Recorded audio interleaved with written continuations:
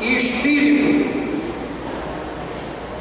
Esse tabernáculo tem tempo determinado por Deus na terra. Só Ele sabe quando Ele se findará na terra. A nossa vida é comparada a um livro.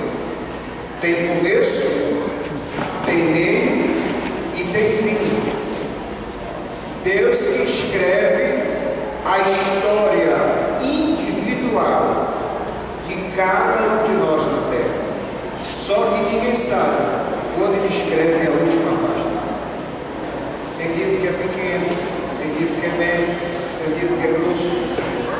A minha sogra, recentemente agora, foi levada pelo mestre. Eu estava no cemitério olhando para aqueles túmulos das pessoas que estavam ali. Eu observava, gente, pessoas de 70, 80, 50, mas um túmulo me chamou a atenção. Uma criança de 2 meses. 2 meses. Depois eu retornei aqui no cemitério, junto com a minha esposa, e eu vi um túmulo lá que me surpreendeu ainda mais. Um dia, só um dia, a gente tem que glorificar a Deus todo dia. Obrigado, Senhor. Obrigado pelo dia. Obrigado pelo ar que estou respirando. Obrigado pela vida, Senhor. Obrigado, Pai. Obrigado. Quando o pregador famoso no Brasil todo morreu, o pastor Firmino Gouveia, na época, convidou ele para uma cruzada em Belém. Não sei se é a pastora Regiane conhecida, Celso Lopes, jovem pregador, muito usado, muita unção. Ele não era pregador avivalista, mas quando ele orava, era tanto milagre, paralítico andando, cego vendo, coisa extraordinária.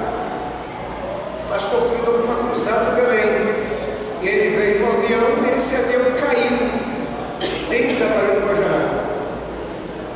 Muitos se salvaram, mas ele morreu porque não sabia nadar.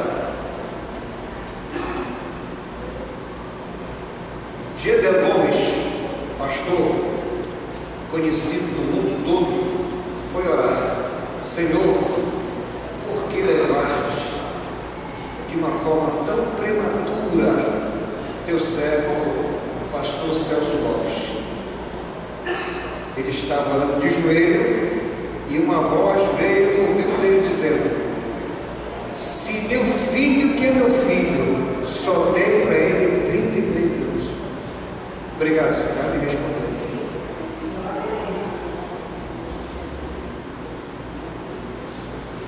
Jesus só teve na terra 33 anos, só 3 anos de ministério. A gente tem que sempre, no nosso coração, usar essa palavra de gratidão. Quando ela chega, a morte, ela provoca separação no meio da família, traz dor, traz angústia, as palavras começam a sair num som diferente,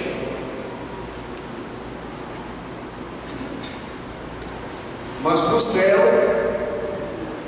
se ela estiver em Cristo, ela é recebida com festa. Quando a morte chega, há um desmembramento, escute bem para você aprender, há um desmembramento, quase que a palavra não sai, desmembramento, corpo, terra, nasceu do pó e do pó voltará.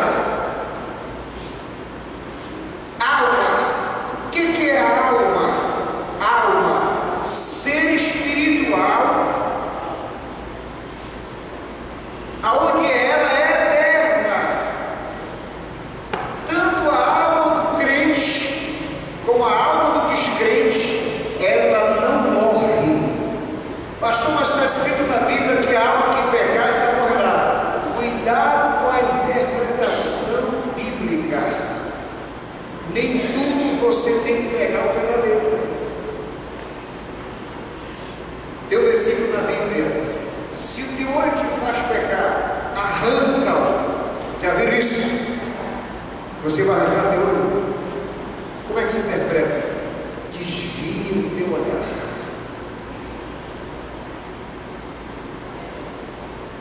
Há lugares na Bíblia que temos que entender a linguagem, que ela é figurada, que ela é simbólica e que ela é sentido literal. Amém, amados? Alma é eterna, alma segue nos sentimentos, as emoções, está inserido na alma. Quando você está triste, o primeiro nocaute quem sentiu foi ela. O teu rosto é o retrato daquilo que você está sentindo por dentro. Quando você recebe uma notícia boa, o teu rosto formoseia, mas quem sentiu a primeira notícia foi ela, a alma. Porque na alma está a sede dos sentimentos. Na alma está o livre-arbítrio. Ninguém está na igreja coagido. Ninguém está na igreja por imposição de ninguém. Nós estamos na igreja porque o nosso coração um dia se abriu e aceitamos Jesus como o único suficiente Salvador, e a nossa vida pertence a Ele. O que é espírito? Fôlego de vida. Deus dá, Deus tira. Eclesiastes diz: e o corpo volta à terra que o deu. Não é isso? Nasceu do pó e do pó voltará. E o espírito volta a Deus que o deu. Os irmãos estão entendendo? Chegou a morte, há um desmembramento, há uma separação. Corpo, terra, alma, em Cristo. Os anjos levam esta alma ao lugar de descanso das horas. Sem Cristo, pastor, vai direto para o sofrimento, para a escuridão. Pastor, mas não tem lá um departamento, assim, uma sala, igual que a igreja tem uma sala com ar-condicionado para esperar o julgamento? Não existe isso. Não existe. Não existe purgatório. Possa purgar os pecados lá embaixo, até chegar ao juízo, trono branco. Não existe isso. Não existe. Rico e Lázaro, viram aquela parábola? O rico foi para onde? Uma sala climatizada? Foi para o lugar de tormento. Lázaro foi sem de Abraão, que é trazido do paraíso. Por isso que eu e você temos uma responsabilidade gigante, gigante todo dia, de evangelizar a nossa família.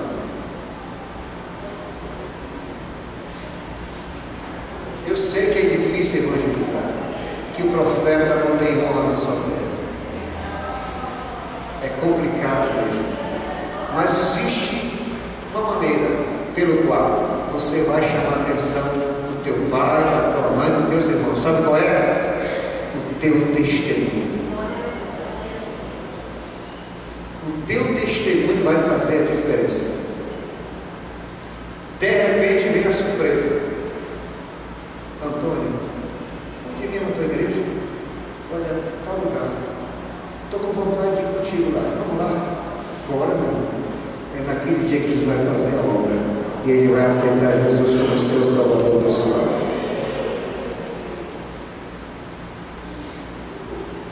A primeira ressurreição acontece no momento do arrebatamento da igreja.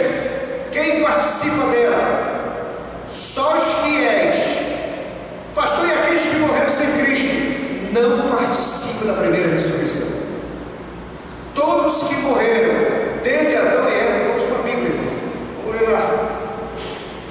Abra sua Bíblia.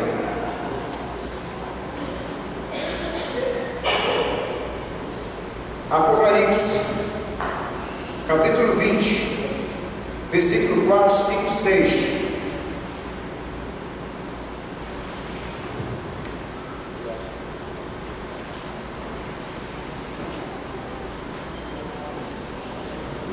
Apocalipse, capítulo 4, versículo 5 e 6.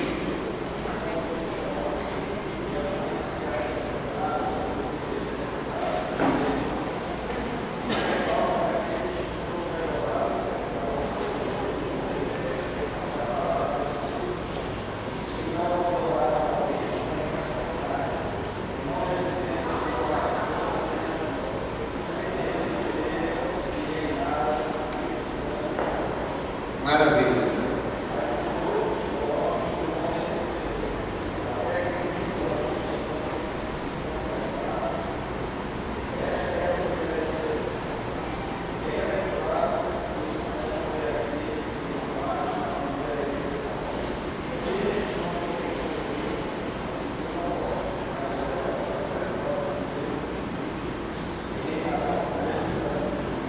Maravilha.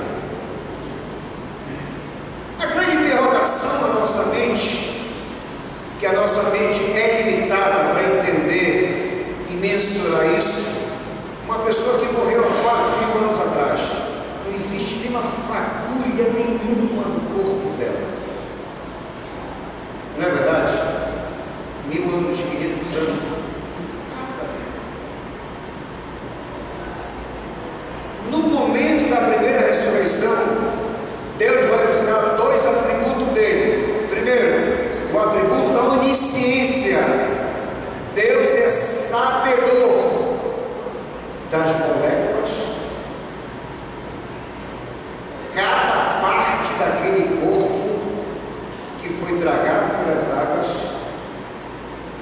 comido pelas feras, morte natural, enfim, seja qual for a natureza da morte, através da sua onisciência, Deus é conhecedor de tudo. Quantos glorificam o nome dele, irmão? Aleluia. E o segundo atributo, onipotência. Deus possui o poder dos poderes, o poder absoluto, o poder total, o poder máximo de todo o universo. Infração de milésimo de segundo, assim como o nosso corpo será transformado, esta pessoa que morreu há 4, 5 mil anos atrás, Deus agrega tudo numa velocidade inexplicável, e aquele corpo é ressurreto, e um corpo glorioso vai ao encontro do Senhor nos ares. Coisa tremenda, coisa extraordinária. As palavras humanas é paupérrimas, é muito pequena para entender uma dimensão extraordinária disso. Dois eventos simultâneos, dos que já partiram e dos que estão vivos, no momento do arrebatamento da igreja. Pastor Araújo, eu não quero ser coveiro do cemitério, porque haverá barulho nos túmulos dos crentes. Por quê, pastor? Quando Jesus ressuscitou, a pedra foi removida? Sim ou não? Os túmulos vão se abrir. Aleluia! Os túmulos vão se abrir, meu irmão. O cemitério do Tapanã, o recanto da Saudade, na verdade, o cemitério da nossa cidade, o cemitério do mundo todo, meu irmão, porque o arrebatamento abrange o mundo todo. Não pense em vocês que só brasileiro que vai ser arrebatado, meu irmão. Tem americano, tem japonês, tem chinês aqui, meu irmão. É povos, línguas e nações do mundo estarão com ele naquela grande festa no céu. Amém, amados?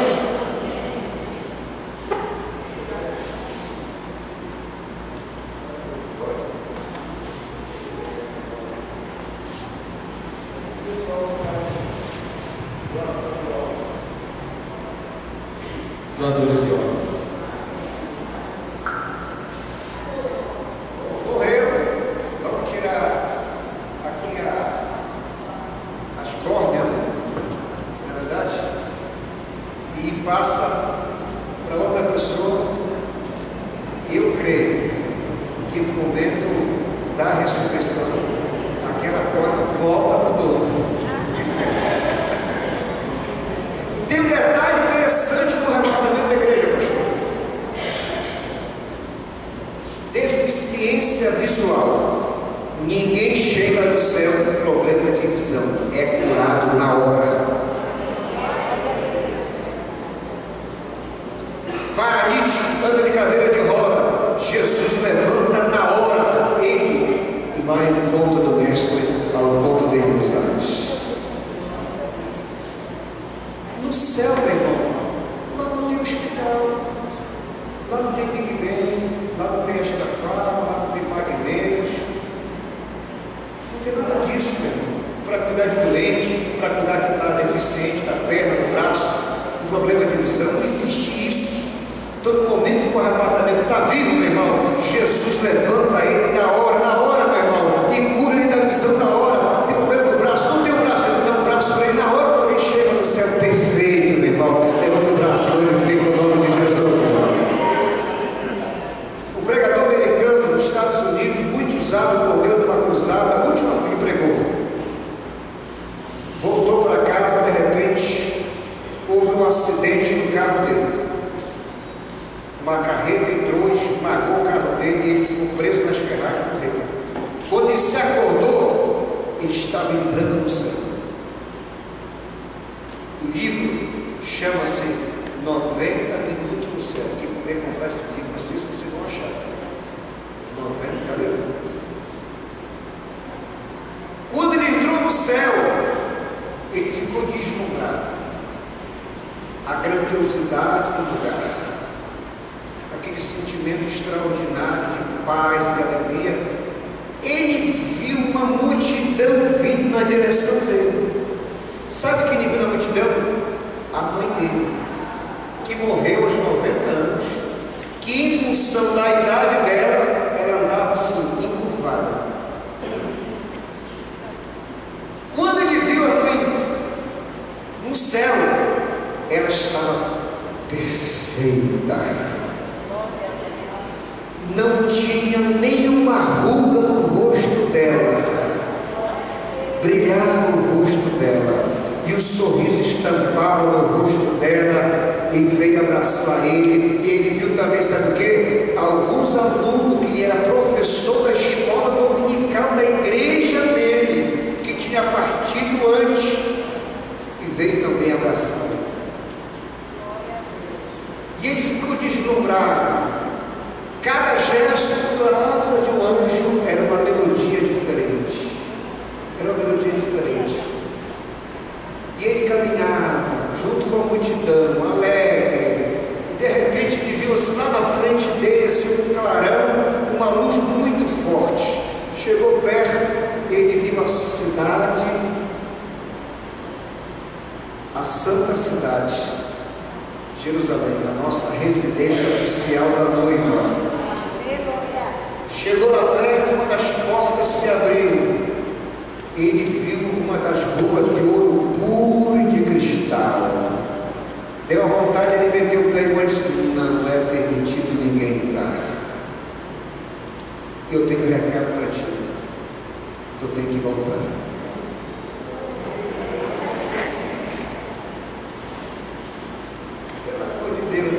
Nessa linguagem, eu não quero voltar não, eu quero ficar aqui, eu quero ficar aqui. Senão a tua jornada ainda não acabou na terra, volta.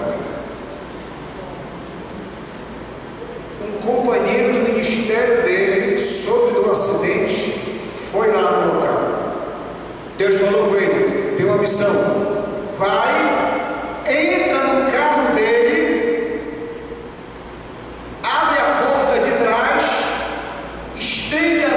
sobre o ombro dele e ora, que eu tenho uma grande obra para fazer. Ele entrou no carro,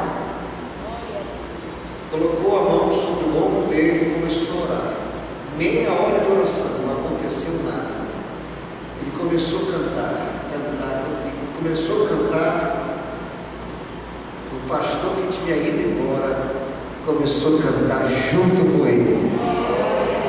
Já tinha ressuscitado, já tinha voltado. Então, meu irmão, quem chega no céu, jamais o sentimento: ah, Senhor, deixei minha mulher cheia de dívida para pagar. Não existe isso, né? Deixei o filho lá, meu pai, desamparado, e agora? Não existe isso. Não tem isso não. Tribunal de Cristo.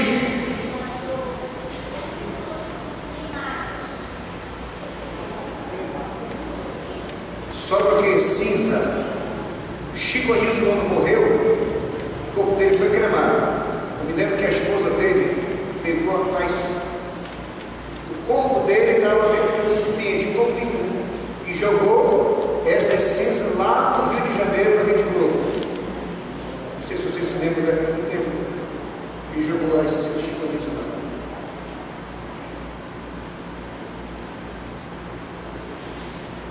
No atributo que ele tem, da onisciência, Deus sabe exatamente cada fragmento, cada molécula, cada parte do corpo, seja cremado, seja morte natural, enfim, numa velocidade inexplicável. A nossa mente é muito limitada para entender isso. É algo sobrenatural. Vocês já pararam para entender Deus? Se tu parar para entender Deus, tu é um psiquiatra, meu irmão. Vai procurar tomar remédio controlado. Não dormir mais. Se Deus abrisse os nossos olhos no mundo espiritual, para entender a dimensão da guerra que é travada dos anjos do Senhor e os anjos das trevas, ia dar uma parada na tua cabeça. O som não ia chegar mais. Vai ter que tomar Rivotril para tentar ver se o sono chega. É sério, meu irmão. Coisa complicada. Tem certas coisas que Deus não permite porque Ele conhece a estrutura individual de cada um de nós. Por isso que os problemas que nós enfrentamos na batalha como crente fiel, Deus só permite, Ele coloca a gente com a balança, mede o grau de resistência individual. Ele não permite coisas que a gente passe acima da nossa capacidade de resistência. Deus conhece o nosso limite. Deus sabe de todas as coisas. Amém, irmãos?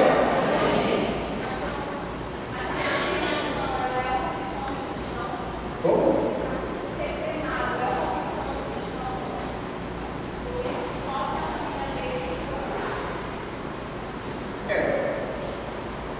Doação de órgãos parece que ele tem que declarar, né? Declarar em vida aqui, parece que na identidade dele consta, né? Já consta que a família pode doar.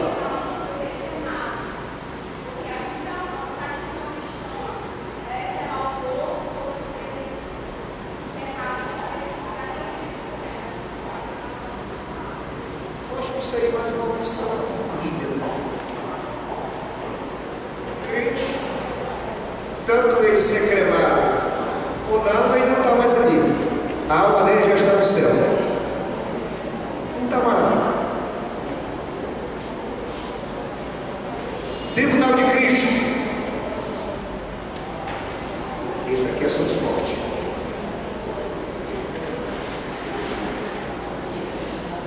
Primeira Coríntios 3:11. Hebreus 6:10. Hebreus 6:10, 1 Coríntios 3:11.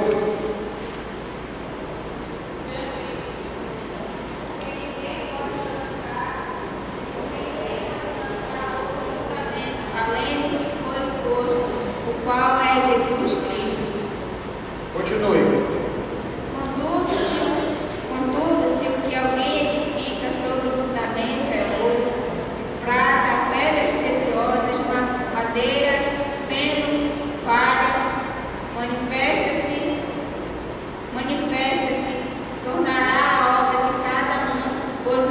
a demonstrará, porque está sendo revelado pelo fogo, qual seja a obra de cada um, o próprio fogo provará. Tribunal de Cristo não é para condenar ninguém. Chegou no céu pelo arrebatamento da igreja, ou chegou pela morte física, está no céu, está na glória, chegou nesse lugar, ninguém corre risco de ser despejado.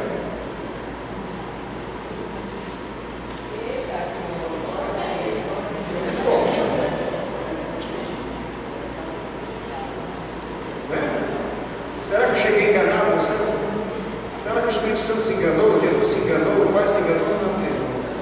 Chegou no céu, só levanta o braço e glorifica o nome de Jesus. Já estou salvo, já alcancei a salvação. Tribunal de Cristo é para avaliar as obras que eu fiz para Deus na terra. Se essas obras que eu fiz vai gerar galardão ou não. Somos trabalhadores da seara honesta. Eu digo para vocês sem medo de errar, não existe melhor patrão do que Jesus. Sim ou não? Não tem. Todo irmão, toda irmã que trabalha para Jesus na sua obra, Deus está registrando no céu todo esse trabalho missionário.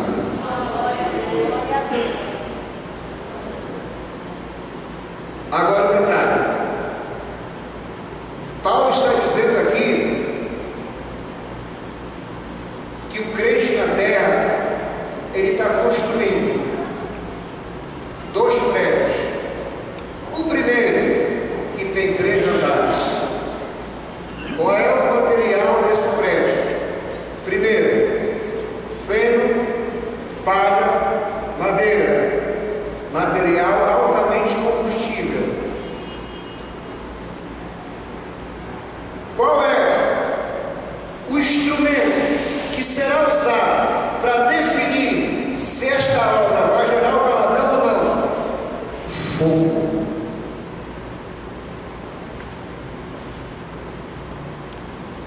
Tem muitas obras de crente, quando se deparar com fogo não vai sobrar nada. Significa dizer, esse crente não vai ter nenhum galardão, só a salvação.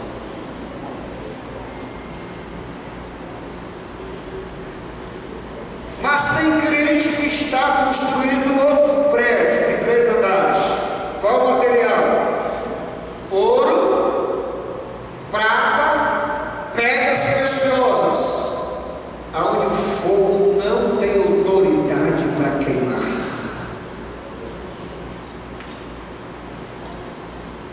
Qual o diferencial? O diferencial é o seguinte: